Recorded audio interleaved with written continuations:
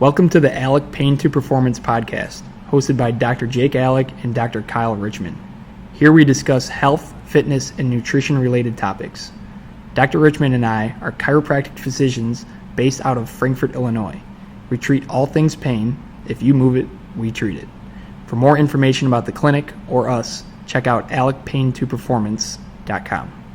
We appreciate your time and attention and hope you enjoy the show. All right, guys, welcome back to the Aleck Pain to Performance podcast. Today we're going to touch on a topic that is very near and dear to your heart, and it is coffee.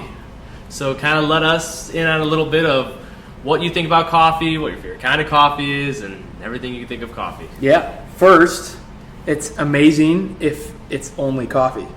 Because how many times do you see people where it's like, all right, that is a drink with a side of coffee. Right. I drink coffee, and it's got all the whipped cream and everything on it. I always say if your coffee's like white, it's not coffee.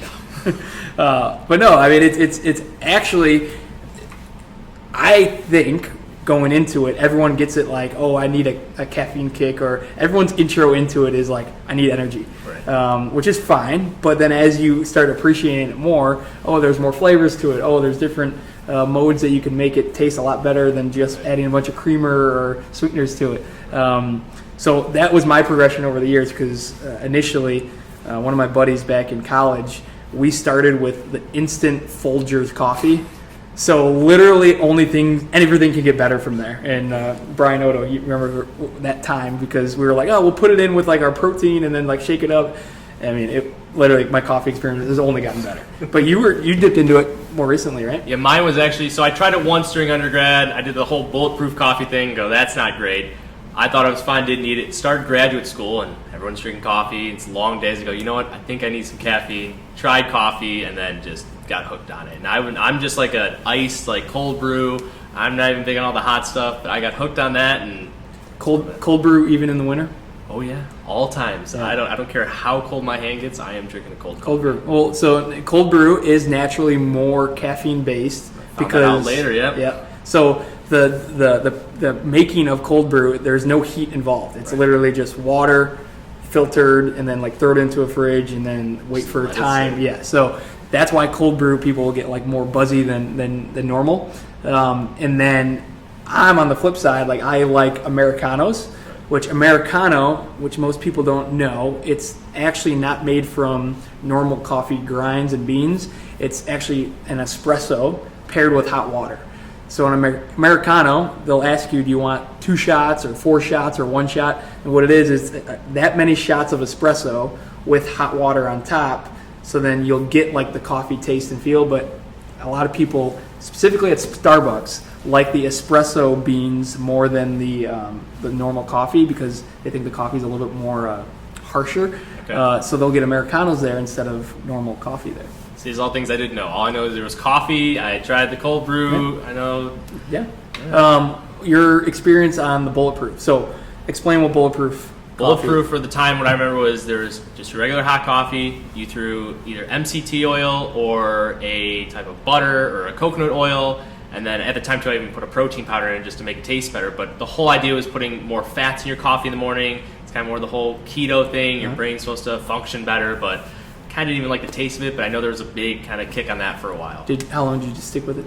Probably about a week. And that was like, okay, it didn't even make me feel great in the morning. Waking up and just drinking something with coconut oil or butter in it is just... The texture is... it's not great. Yeah. Well, because the Bulletproof idea is like, people sometimes love the feel off of like getting that caffeine / like fat in their diet to kind of elongate energy, which that's why whenever my first meal of the day actually is a little bit more fat and protein based versus like a bunch of carbs at your first meal, because you'll have more natural energy. So that when Dave Asprey, the guy that owns Bulletproof and coined Bulletproof Coffee, like he takes that function of like fats but caffeine, and then now you can fast, although butter in your coffee crushes your fast, but you could hold longer during the day before like you eat. So did you experience that at all? Or? I think maybe a little bit, but for me, I just couldn't even get past just the way I felt after it wasn't great. Yeah. You brought up something about, okay, when in the morning is the right time to kind of have coffee? Because is it like first thing? I know a lot of people, it's like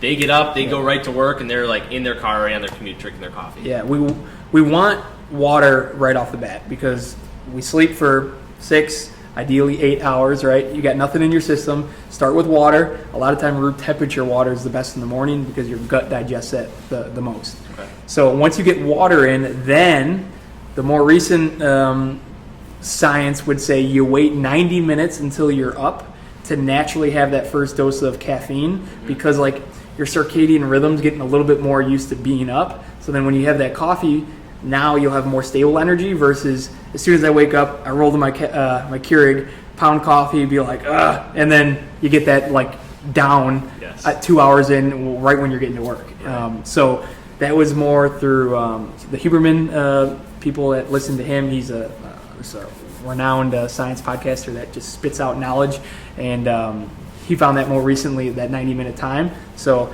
I've been adopting that, just postponing it, not necessarily 90 minutes because I work out in the morning, but just having water, walk the dog, come back, and maybe 30 minutes later have it. Okay.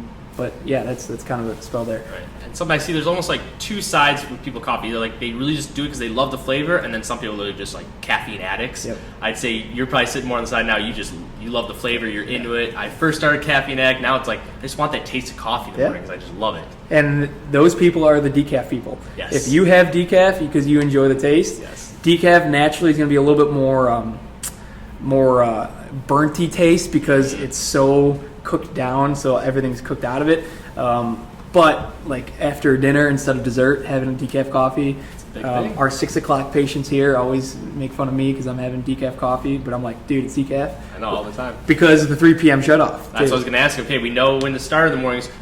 When is the time? Okay, hey, let's cut it there. 3 p.m. I mean, that is the Control-Alt-Delete before you kind of figure out if you are caffeine sensitive or not. Caffeine sensitive means that your body does not have many enzymes to knock away the caffeine molecule in you. So then those are the people, like our front desk manager, Sue, who has a coffee at 6 in the morning and says she can't sleep at night. It's like, Sue, that was like 18 hours ago. But yeah, so there's some people that naturally don't digest or break down the caffeine molecule well. So then a coffee to them can last longer versus people that are more slower or have faster enzymes or more of them. They can break down caffeine faster. But that's when the tie of, am I caffeine intolerant versus do I have high enzymes?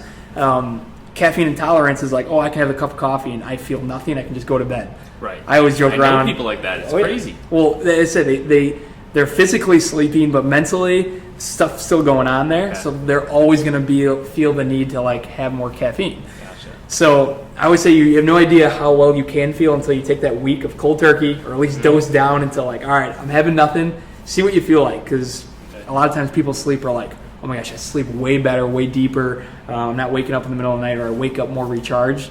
Versus, I just have coffee before bed all the time. Or pre-workout, people that work out at night. Oh, yeah. But in general, 3 p.m. start there. No caffeine after that, and that goes with Cokes too, like your sodas. Right, anything that has caffeine, it usually good. You see a lot of people that go to the gym at 6, 7 o'clock at night, and they're having a pre-workout, and they're like, I can't sleep. Now, have you taken the time away from coffee and had that caffeine break for a week or two? Do you recommend that for people? Yes, I do the decaf style during that. So I enjoy the taste. Right. So to dose caffeine off, I just say all of my coffees throughout the day are going to be decaf, or I just won't have it. Mm-hmm. And then your caffeine's lower, but you're still getting that enjoyment taste. Now, how often do you do something like that?